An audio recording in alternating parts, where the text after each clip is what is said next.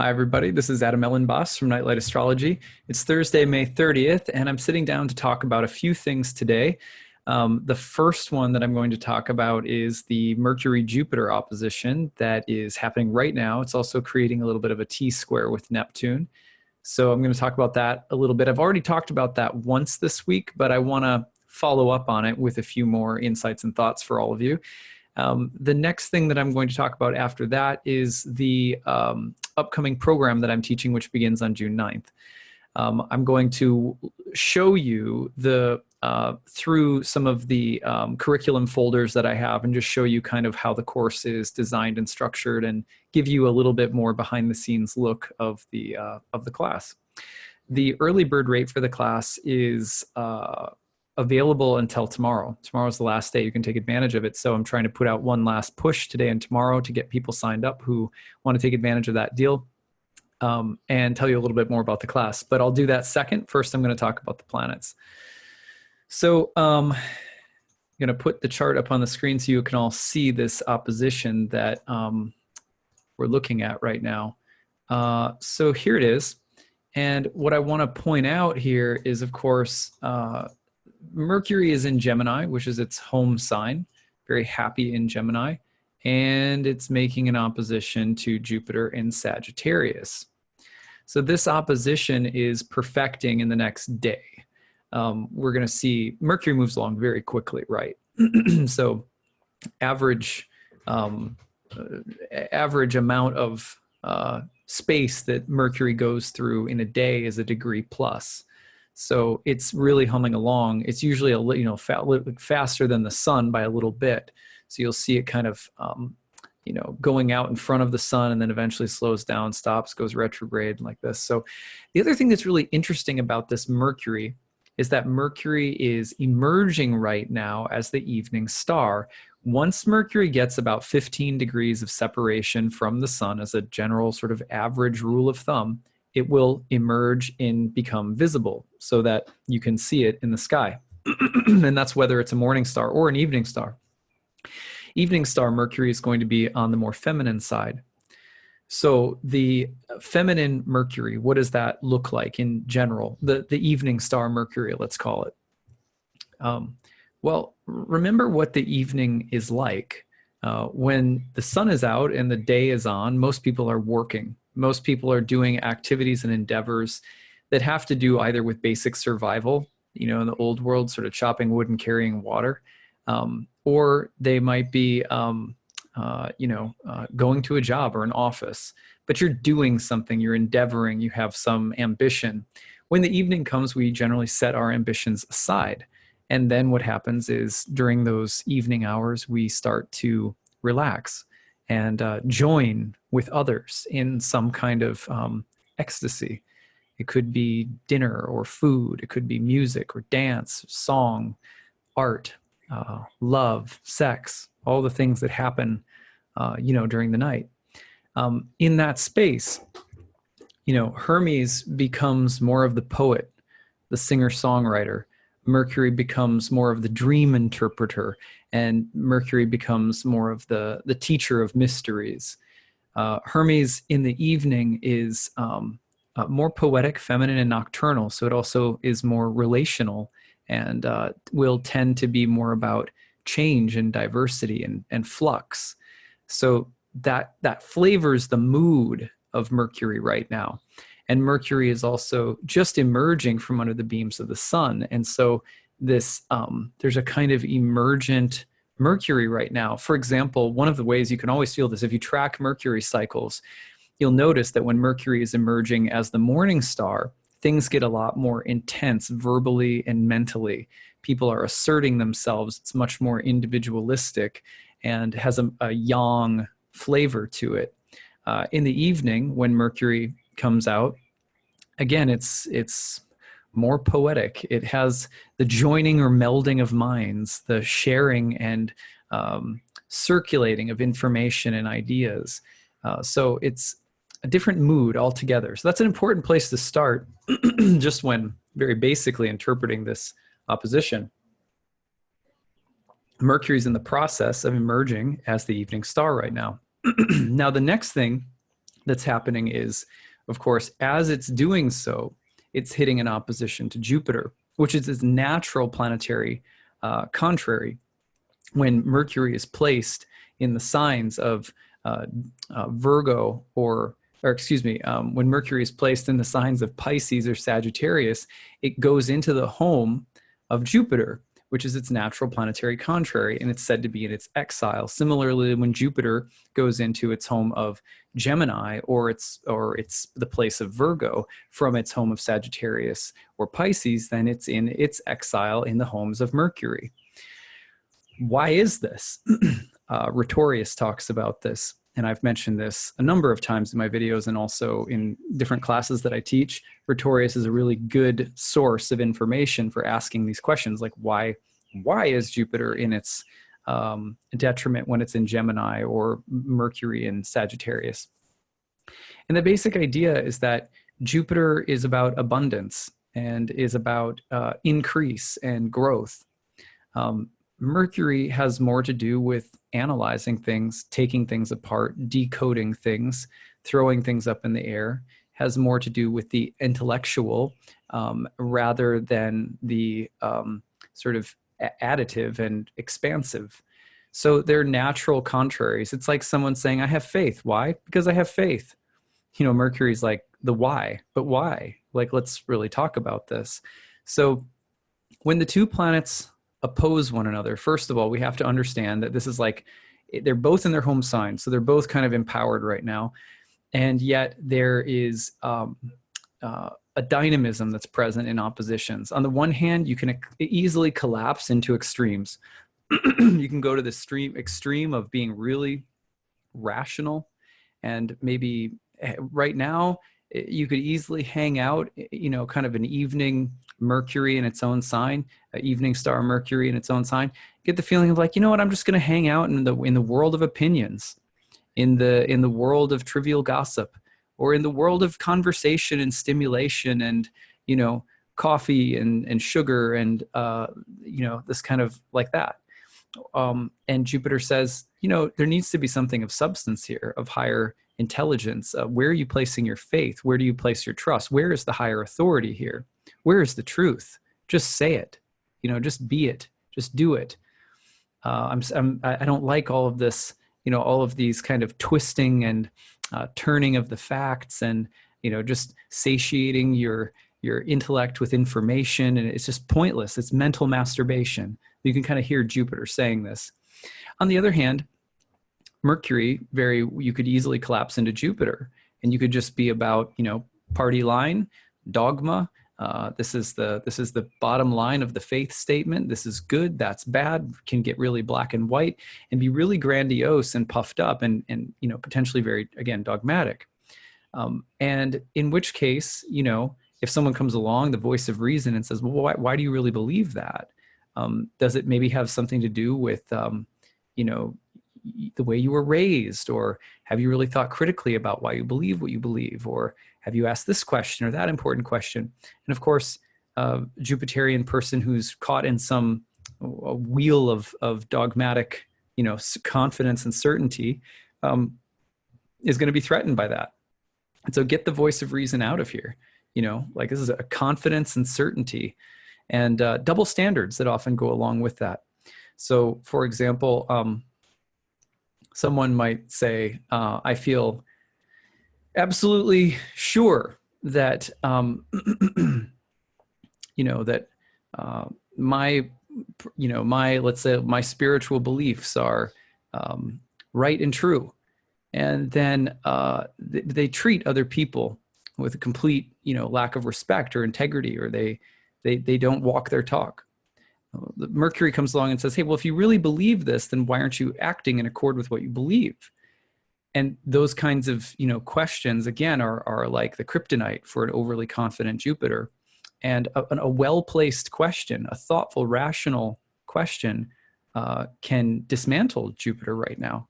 So there's these extremes working on each other. I want to take one example from the news to sort of highlight it. First of all, I should say the tension between opposites in an opposition tends to want to put a wall between them and say, you know, Never shall the two meet. You're on that side, I'm on this side, and we have nothing in common. In a sense, the opposition in astrology, planetary contraries, are fundamentally opposed to one another. They don't turn into each other. They're not like, it's not like something that exists on a spectrum, like hot and cold, you know, where you're kind of, it goes up and it goes down. We're talking more about categories that are more fundamentally opposed, like, let's say, good and evil, right? Or, you know, let's say the sort of engineer mindset versus the poet mindset. You know, things, you think about some things, they exist more in a kind of spectrum. They're turning into each other all the time. Then there's more rigid archetypal categories where they're just fundamentally opposed. So the opposition is like that. However, the tension between archetypal opposites, it's either more and more tense and kind of like a rubber band, you know, that you're pulling and it's really tight. You think, God, it could break. Or it's loose, it's relaxed. You think releasing the rubber band and it gets relaxed. But it goes back and forth and it never resolves. That's the nature of an opposition. There's never any, people always talk about, oh, you integrate and synthesize your opposition. Not possible. You don't, the archetypal opposites don't go away, and the tension between them doesn't go away any more than the tension between yin and yang can be finally solved or done away with, right? Like in traditional sort of heterosexual terms, you know, a man and woman, or yin and yang in any kind of relationship, man and woman are not going to stop having sexual tension between one another. You don't ever really resolve that kind of tension. They exist as perpetual, eternal archetypal opposites. So when you're seeking some kind of union between an opposition, what you're really looking at is not so much the resolution of tension into some perfect union or some perfect middle place. Not in the material world anyway. What you're looking for is the way that that tension and that relaxation can birth something, can give birth to something new. So just like the kind of the tension between yin and yang, or the tension between male and female in a sort of archetypal sense,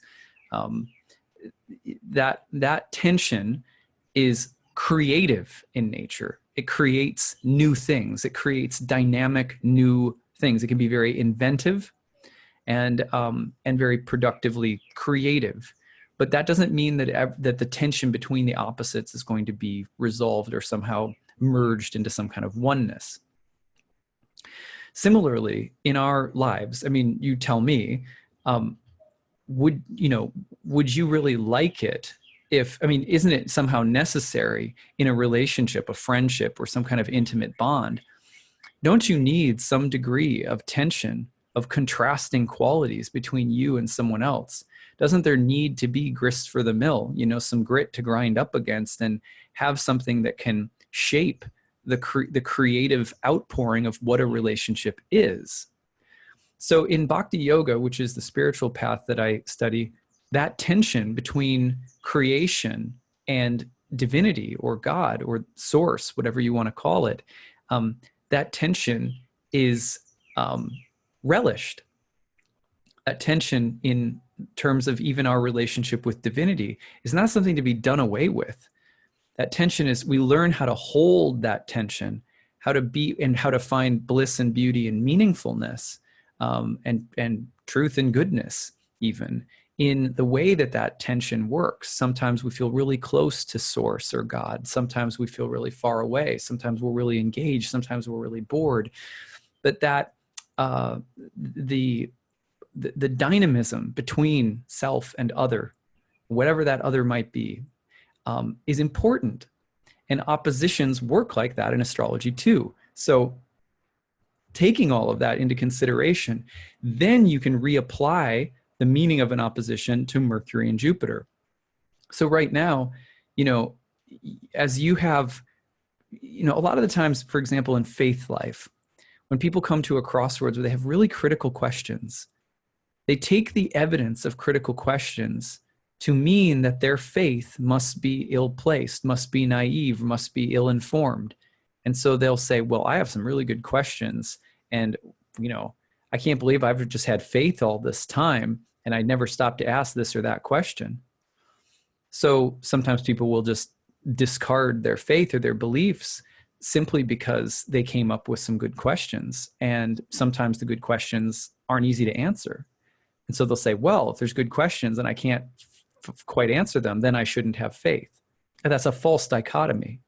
That if we hold that tension between faith and reason, between belief and, intellectual understanding, intellectual comprehension, if we hold the tension between that and just allow ourselves to continue having faith, even as the assault of skepticism, doubt, really good critical thinking and questioning, as those things come up, and we just continue to hold faith and give space for that critical intellectual component to be there, it becomes the relationship between faith and doubt, the relationship between faith and reason becomes a part of our faith, right? And similarly, when we reverse it, when we hold the tension between being a skeptic and being a believer, and we think, gosh, I'm normally a skeptic, but I've recently had some experiences that are sort of making me a believer.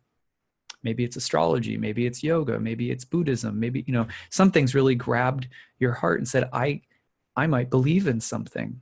I might have some conviction that something is true in my heart that I'm not sure I can perfectly rationally explain it, but it may guide my actions or my path. For someone who's very reliant upon the rational intellect, that could be really scary.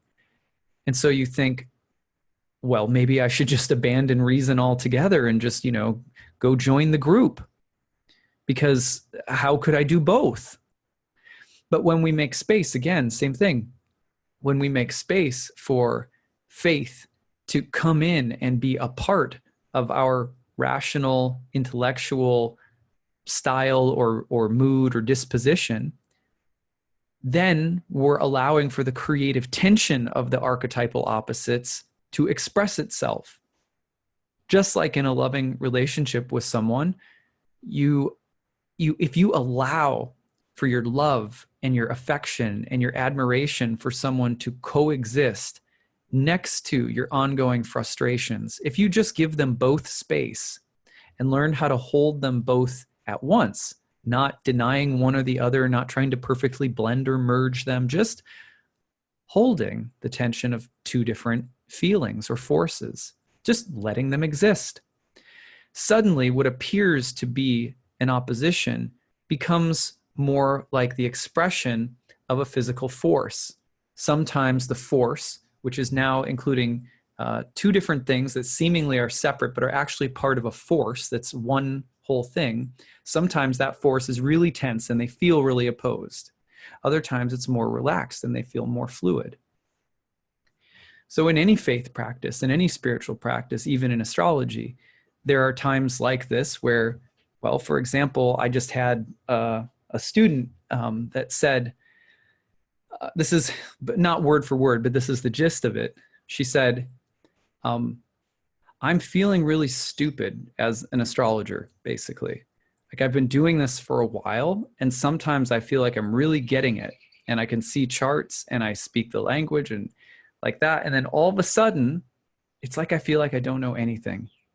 And I feel like I must be stupid and everyone else is getting it. Everyone else can learn astrology, but me, or like that. This is one of my students.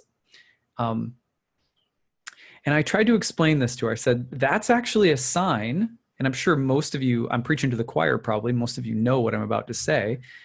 That's a sign that you're learning, right? Because a critical part of the process of developing that Jupiterian wisdom and confidence and sort of confidence and sort of effortless wisdom, Jupiter, the word, Jupiter related to the guru in Indian astrology. And one of the things that guru means, among other things, is heavy. Heavy meaning saturated, dense. When you're in astrology for a really long time, or any subject for a really long time, you become heavy with it.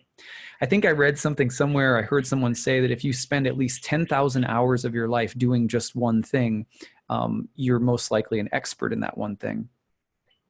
So similarly, a lot of people, as they're becoming heavy, in astrology or in any kind of spiritual discipline, or in anything in life, in your job, in knowledge of your job, in a relationship, as you're becoming heavy in it, as you're becoming established in it, as you're developing faith and confidence in knowing your role and playing your part sort of effortlessly, that's all faith.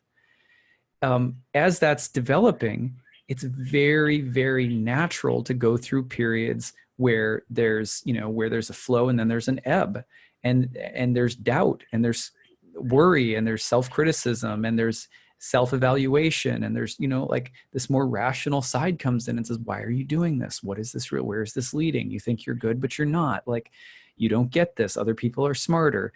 Other people can do it better. Whatever. That stuff comes into all areas of life. But anyone who's really heavy in something, they really develop some knowledge of something or some ease and effortlessness with something. They've placed their faith in something long enough that they've become heavy in it. They'll tell you that that's a natural part of the process. That's a part of the creative dynamism, and it does not go away. It shouldn't go away because it is the life force. It's the actual living presence of divinity, of spirit. It's animating relationships between everything. And because everything is comprised in the material sense with different kinds of oppositions, different kinds of archetypal constructs that oppose one another, we are constantly having to negotiate and hold space for these oppositions. And when we do so, especially when those oppositions are at their most tense, that's when the creative pressure is also the highest. So when people say, I'm really struggling with this or that, I say that's the most important time to keep going. To keep going with what you're doing when you're struggling with studying astrology, for example, in the student's case, because the struggle that you're having is a sign of the tension that is ultimately very productive. It's what's developing intimacy with the material. When you feel that tension, you're stressing, just think of yourself in a kind of metaphorical birthing process. I've not given birth. I've watched it happen twice. Pretty amazing. I can tell you that my impression is that all human beings birth, right, constantly in different ways. The human birth is an extraordinarily, profound thing, right? But women, remember, oppositions based on binary opposites. The opposition is a deeply feminine aspect. And in many ways, we forget how deeply feminine Saturn really is as well. The womb, for example, of a mother is it's a life shaping place. It's a structure giving place as much as it is sort of an oceanic space. That's the Moon Saturn opposition. Similarly, the form of the human body that holds the spirit, the temple, that's Saturn as well. So Saturn is related not just to, bad stuff, but also contemplatives and mystics and wisdom and, the integrity of a structure. So the integrity of archetypal oppositions, of learning how to recognize them and hold them and give room for them rather than trying to solve things, rather than being pushed into reaction. What does a doula say? Some of you out there maybe are doulas or work with women who are giving birth. I'm remembering what our doula said over and over again, which was, try as much as possible to relax into it. This is my wife, who did a really good job. She's a yoga teacher, and I couldn't have done it. I can tell you that. But she did. I was amazed at how she was able to tap into her mantras, to her breathing. And even then, it was extraordinarily difficult. But she reflected afterwards saying, it was most difficult when I was resisting, when I was really afraid or really struggling and really kind of pushing with it. Not pushing out, but pushing up against it rather than letting the process flow through her. That was her own reflection on the experience. And I noted that, I could see it as an observer. Now, I know that birth experiences are many and very diverse, so I'm not trying to suggest that you're a champion if you birth one way or not another way. Not at all. But I am saying that there is something there that's truthful, that's true for us when it comes to understanding how to hold an archetypal opposition. giving space for reason and faith, for two things to coexist, to be intelligent in our faith and faithful in our intelligence. That those things don't have to oppose one another. That we can go through periods of time where I'm on the bandwagon, you know, and then there's other times where I'm like, I don't believe any of this. This is all crazy. And yet I keep on, you know, I keep on meditating. I keep on praying. I keep on doing my astrology. I allow myself to just do both. That's not always possible. So I understand that there are situations, people sometimes get into really toxic situations where a break is necessary. A separation is fundamentally necessary sometimes. But a lot of the times when we're talking about our archetypal oppositions in astrology, the temptation to break or separate from something or collapse into one of the extremes is, you know, it's a huge part of what can make an astrological transit really bad, as opposed to allowing for the tension to exist. So I want to now, all of this being said, I want to reflect on how we've recently seen this in the news this week. There's a perfect example of it in the US news. Now, again, I say this every time. I do not get political in my talks most of the time, because I think that astrology and the spiritual life in many ways is truly apolitical. I know that's really controversial. Some people are like, no, you know, spiritual life, it has to be, you know, socially and politically active. And I just happen to disagree, because I've met people of all walks of life at this point in my life, but conservative and liberal.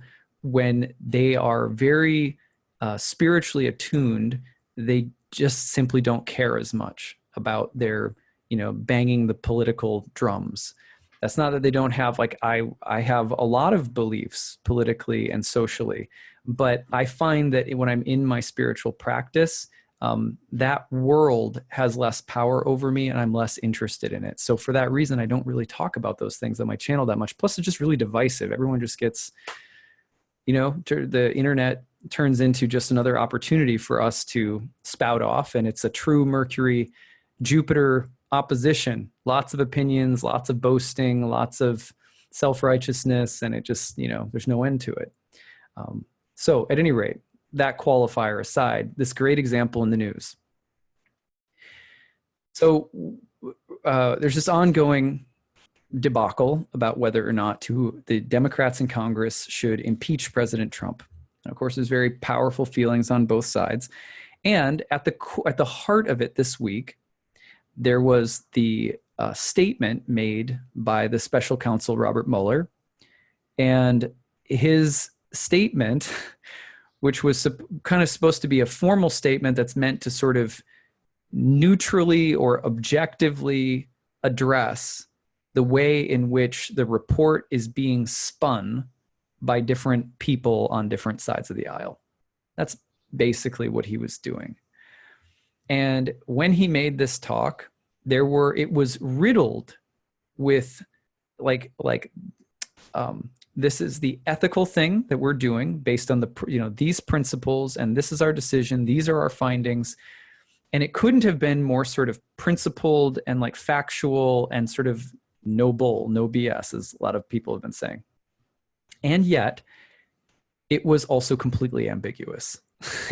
Like in many ways, it was like, some people are saying it was like, the principle is that I can't say that the president is a criminal, but you should read between the lines of what I'm saying to infer that the president is a criminal, right? And then other people are saying, no. He just literally said, let me move this out of the way. No. He is literally just saying that, case closed, deal done. We couldn't comment on whether or not the president is a criminal, right? So it's this really funny thing where you have people arguing with their faith and confidence in what they believe is right and true, and also this deep hermeneutic interpretive dance that's being done. Well, let's pick it apart. What's really being said? Was it kind of a way of saying, look, Congress, go do your job and impeach the guy? Or was it a way of saying, look, our findings are our findings and there's nothing more to be said here. This is the objective fact. Go do with you what you want with it. You see how Mercury, Jupiter are opposed, and it's extra confusing, and there's all this spin around it because both planets are square to Neptune. So this is a very great, just simple example. Now, I'm not telling you what you should think about this statement that was made by special counsel, or if you paid attention to it or not, it doesn't really matter. The point is to look at that example and then ask ourselves, and I think this is the deep and difficult question. Well, I'll reflect on one more thing first. People are then, like on the left, people are saying, the Democrats should impeach him. And then there's a certain group of people saying, no, they shouldn't, because it will politically hurt their chances at election, right? And so then you have what's the moral thing versus what's the politically expedient thing, right? Again, Mercury, Jupiter with Neptune T-squaring. And someone says, well, you either are right and doing the morally just thing, or you're just doing the thing that's politically expedient. Or someone will say, which could be a false dichotomy, right? Maybe that's not a dichotomy. Again, can we just hold the tension of the opposites? And then the other dichotomy that's being presented is, well, you either impeach him, or if you impeach him, then you'll lose the election. If you don't impeach him, then you'll win the election. There's a lot of people saying those are false dichotomies as well, right? It seems to boil down to truth and sort of doing the noble, just, obvious thing versus subterfuge, strategy, and tactics or techniques that will help you win in the long run, even if on some level you are compromising your values. You see what I'm saying? It's like this is all, and it's all getting just jacked, ratcheted way up because of the delivery of this talk by special counsel Mueller. So at any rate, now let's go back to this question. The spiritual question in all of this, whether we're left or right, I believe that the spiritual question is, can you step back and use this as a mirror, as a learning lesson, as an object lesson in how to hold the tension of the opposites? Is it possible to do the morally right thing that is also politically expedient? Is it possible that they're both at once? Is it possible that a statement can be both a statement of truth and a clever strategy? Do you see what I'm saying? So when we see those oppositions and we feel like, oh, I've got to decide which side am I on? How do I feel about it? I should just go post about it. I should, write a blog about it or whatever. But we're missing the really deep creative opportunity, I think, which is to just allow for those complexities to just exist, to hold them within ourselves, right? In some ways, we're fortunate because it's like theater. We just get to sit back and watch what happens because a lot of us don't really get to do a whole lot other than vote. Not that we couldn't, but a lot of us don't. A lot of us can't. A lot of us have a lot of stuff to do. So we end up watching.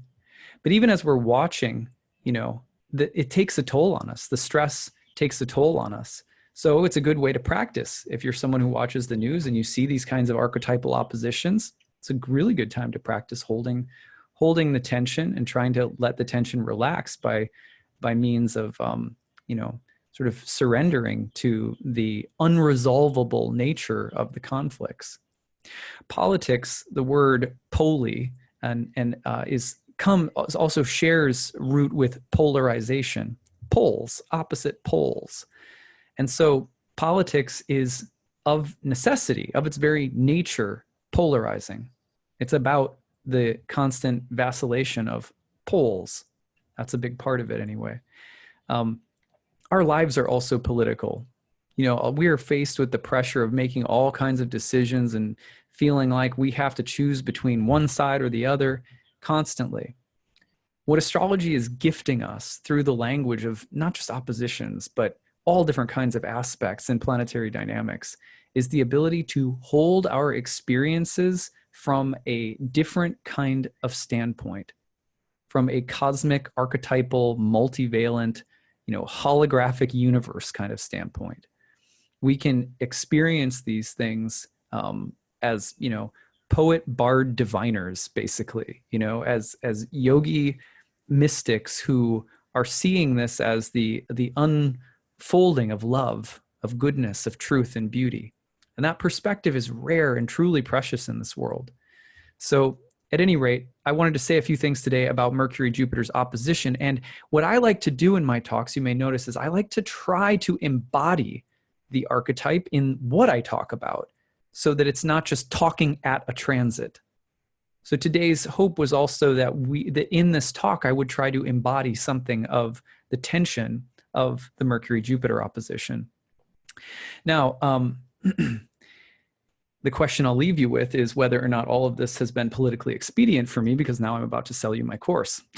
So I'm going to tell you a little bit about my course. You don't have to listen, but I will tell you about my upcoming class. So on June 9th, I start another one-year program teaching ancient Hellenistic astrology with a little bit of a modern twist. So if you are a student of astrology, you've studied astrology already, but you're looking for a guided, structured program, community, and also rooted in ancient mystical philosophy, history, astronomy, and deep, like ancient esoterica, you will really like this class. I've shaped it over many years, taught it to hundreds of students. In fact, congratulating today another batch of students who finished their first year exam. So it's a wonderful course, and we start on June 9th. We meet on Sundays, 12 to 2 p.m. We meet weekly, 30 times in a year, 2 to 3 hours per class. We have 12 guest lectures in addition to those 30 classes that are optional. All of these classes are also held in a Dropbox. The Dropbox folder, I want to show you what that looks like so that you can also see it. Oops, let me just go back to, here we go. So here's the Dropbox folder. And what you'll see in this Dropbox are 30 lessons.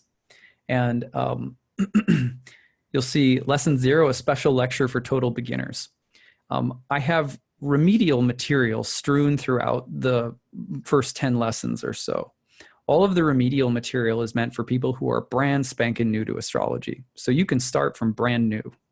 On the other hand, if you've been studying astrology for a while but never studied classical ancient astrology, when you learn the houses, signs, planets, aspects, ancient astronomy, history, and philosophy, I guarantee you, you are going to learn it in a way that you have never learned it before, because modern astrology simply doesn't teach in the way that ancient astrology was taught. It doesn't practice in the way that ancient astrology was taught. A very simple way of illustrating this is to say, go see an Indian astrologer. Indian astrologers today are practicing in largely the same way that they've been practicing for like 2,500 years, right? And they practice in a very similar manner to the way that Hellenistic astrologers practiced.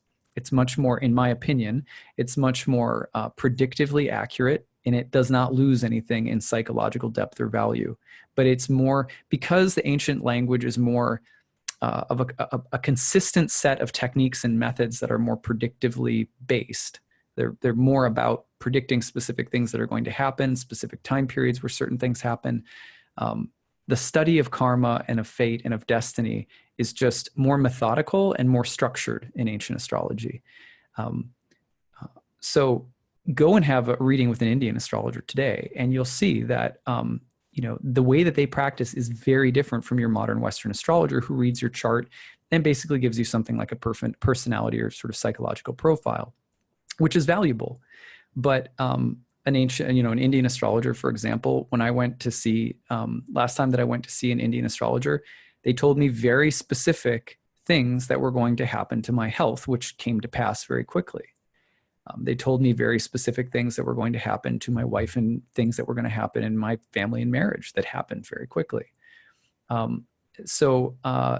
The predictive accuracy of ancient astrology is phenomenal. So this course is about, if you've been studying astrology for a while, this course will take you back to the roots and sort of retrain you so that all of your habits become a little bit more grounded. And then everything that you've learned in modern astrology, like if you study evolutionary astrology or psychological astrology or whatever else, will be there waiting for you. It's not like it's going to go somewhere. But I like to think that you'll be more grounded with some classical training and ideas. So to me, that's really valuable. That's what it completely revolutionized my own practice about 5 years ago when I made the switch to Hellenistic astrology, you might say. Yet I still find myself using many modern concepts that I studied and learned.